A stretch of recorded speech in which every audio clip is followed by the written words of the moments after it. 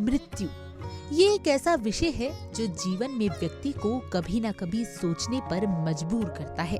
हम सभी के जीवन का एक दिन ऐसा आता है जब शरीर की कार्यशीलता समाप्त हो जाती है, लेकिन क्या सच में वही अंत होता है या इसके बाद भी कुछ और होता है?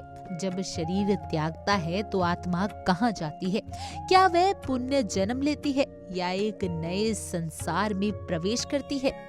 ये प्रश्न सदियों से मानवता के लिए एक रहस्य बना हुआ है।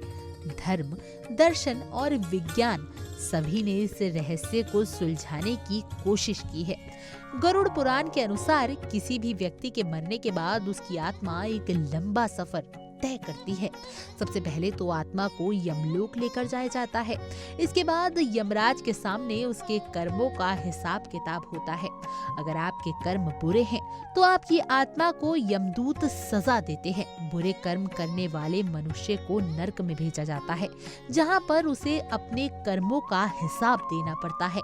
आपने भी कभी ना कभी ये बात जरूर सुनी होगी, लेकिन दूसरी तरफ आपके दिमाग में ये भी सवाल आता होगा कि जब मरने के बाद शरीर से आत्मा निकल जाती है तो ऐसे में नरक में आत्मा को यातना कैसे दी जाती होगी, क्योंकि आत्मा को तो शरीर की तरह पीड़ा नहीं होती।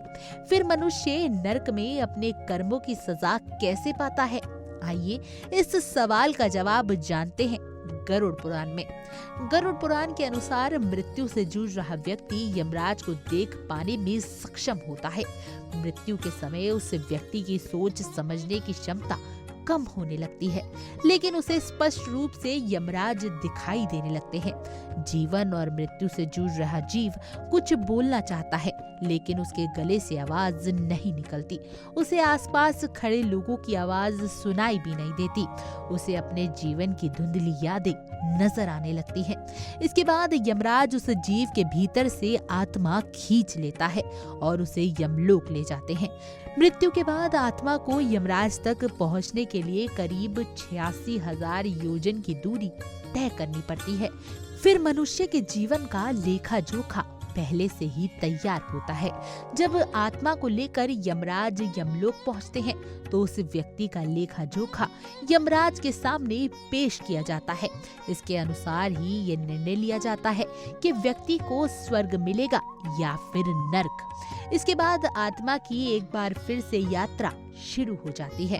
गरुड़ पुराण के अनुसार मृत्यु को प्राप्त हो चुके व्यक्ति को मरने के बाद भी यात्रा करनी पड़ती है। मनुष्य ने अपने जीवन में अगर बुरे कर्म किए होते हैं तो उसे नरक की आग से गुजरना पड़ता है। नरक में पहुंचकर उसे उसके कर्मों के अनुसार कई यातनाओं से गुजरना पड़ता है। जैसे अगर किसी मनुष्य ने अपने जीवन में किसी को धोखा दिया होता है तो उसे लोहे की छड़ों से पीटा जाता है। वहीं अपनी सुंदरता या शरीर पर अभिमान करने वाले मनुष्य को नरक की आग से झुलसना पड़ता है। ये जीव का सूक्ष्म शरीर ही होता है जिसे सजा दी जाती है। इस सूक्ष्म शरीर को भी दर्द होता है। ये सूक्ष्म शरीर अस्थायी तौर पर मिलता है। सजा पूरी होने के बाद जीव को कर्मों के अनुसार अगला जन्म लेने के लिए भेज दिया जाता है। वहीं अगर किसी मनुष्य के कर्म अच्छे होते हैं तो उसे स्वर्ग में भेजकर हर सुख सुविधाएं दी जाती हैं। बता दें कि पुनर्जन्म मृत्यु के 3 दिन बाद से लेकर 40 दिनों के अंदर ही हो जाता है। गरुड़ पुराण के अनुसार व्यक्ति का पुनर्जन्म उसके कर्मों के आधार पर ही निर्धारित होता है, क्योंकि पापी व्यक्ति की आत्मा को नरक में भेज दिया जाता है और पुण्य पवित्र आत्मा को स्वर्ग में भेज दिया जाता है। लेकिन जब व्यक्ति की आत्मा अपने कर्मों के हिसाब से सजा भुगत लेती है तो फिर उसे दोबारा दूसरा जन्म मिलता है। अगला जन्म किस योनि में होना है ये सिर्फ उसके कर्मों के आधार पर ही निर्धारित होता है।